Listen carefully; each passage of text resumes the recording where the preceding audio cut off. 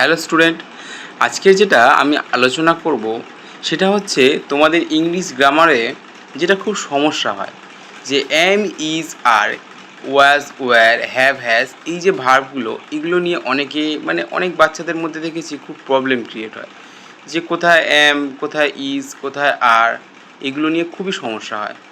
তো আজকে একটা আমি ছক তৈরি করেছি বা একটা প্যাটার্ন তৈরি করেছি, যেটা তোমরা ফলো করলে তাহলে এই যে তোমাদের অসুবিধাটা, এটা আশা করি ক্লিয়ার হবে। চলো খাতায় তাহলে এটা দেখে নিই আমরা। দেখো খাতায় যেটা আমি বলছিলাম, যে আমি যে প্যাটার্নটার কথা বলছিলাম, এখানে আমি একটা প্যাটার্ন তৈরি করেছি, যে আই, হি, সি, ইট এবং উই, ইউ, দে, এগুলোর পরে কোনগুলো কোনটা কি ক্ষেত্রে বসে। দেখো আয়ের পরে সবসময় কিন্তু আমাদেরকে খেয়াল রাখতে হবে, আয়ের পরে সবসময় কিন্তু এম বসে, আয়ের পরে সবসময় কিন্তু এম বসে। আয়ের পরে কিন্তু অন্য কিছু বসবেই না, আয়ের পরে অ্যামিজারের মধ্যে সবসময় কিন্তু এমই বসবে, ঠিক আছে। তারপরে দেখো হি, সি, ইট, এই তিনটের পরে সর্বদা ইজ বসে, এর পরে সর্বদা কিন্তু ইজই বসে। তারপরে দেখো we, you, they, we, you, they, এই যে তিনটে আছে প্রোনাউন, এদের পরে কিন্তু সবসময় আর বসে, এদের পরে সবসময় আর, কারণ হচ্ছে এরা হচ্ছে প্লুরাল। আর এই যে যেটা হি, সি, ইট, এটা কিন্তু সিঙ্গুলার, এই জন্য এরপরে কিন্তু ইজ বসে। তারপরে আমরা যদি হ্যাভ হ্যাজের কথা বলি, হ্যাভ হ্যাজের ক্ষেত্রে কিন্তু তোমার সবসময় আই, উই, ইউ, দে, এইটার পরে কিন্তু সবসময় হ্যাভ বসবে। এই যে চারটে প্রোনাউন আছে, এই যে চারটে প্রোনাউনের পরে কিন্তু সবসময় হ্যাভ বসবে।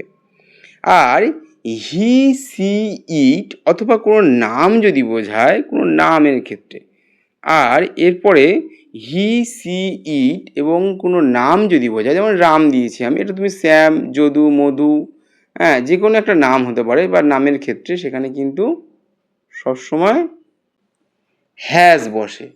তাহলে যে কোনো নামের ক্ষেত্রে কিন্তু আমাদের সবসময় খেয়াল রাখতে হবে হ্যাজ বসে। তাহলে আমরা ক্লিয়ার হলাম যে এম কখন বসে, আয়ের পরে এম বসে, হি, সি, ইটের পরে সবসময় ইজ বসবে, ইউ, উই এবং দে তিনটের পরে সবসময় কিন্তু আর বসবে, আই, উই, ইউ, দে, এই যে চারটে প্রোনাউন, এর পরে কিন্তু সবসময় হ্যাভ বসে। আর হি, সি, ইট, রাম, এই যে চারটে প্রোনাউন, এর পরে কিন্তু সবসময় হ্যাজ বসে। আর এবার ওয়াজ ওয়ারের ক্ষেত্রে আমি দেখি, ওয়াজ ওয়ারের ক্ষেত্রে কিন্তু এখানে আই, হি, সি, ইট, এই যে চারটে প্রোনাউন আছে, এই চারটে প্রোনাউনের ক্ষেত্রে কিন্তু সবসময় আমাদের কি হবে, ওয়াজ বসবে, ঠিক আছে। আর উই, ইউ, দে, এই যে তিনটে প্রোনাউন আছে, এই তিনটে প্রোনাউনের ক্ষেত্রে কিন্তু আমাদের সবসময় ওয়্যার বসবে, এটা কিন্তু ওয়্যার বসবে, কারণ এটা প্লুরাল, এগুলো সিঙ্গুলার। এবারে তোমার নামের ক্ষেত্রেও তাই, এখানে যদি কোনো নাম বোঝাই, যে ধরো রাম, আমি যেমন বলছিলাম রামের কথা, তাহলে কিন্তু তখন কিন্তু আমাদের সেক্ষেত্রে কী হবে, সে যদি রাম হয় বা শ্যাম হয়, যদু, মধু, যে কোনো নামের ক্ষেত্রে কিন্তু ওয়াজ বসবে।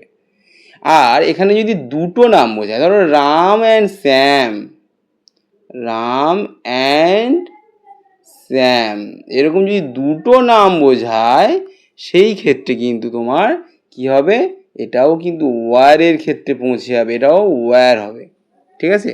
এই ক্ষেত্রে কিন্তু ওয়্যার হবে, মানে একাধিক যদি হয় নামের ক্ষেত্রে, সেখানে কিন্তু ওয়্যার হবে।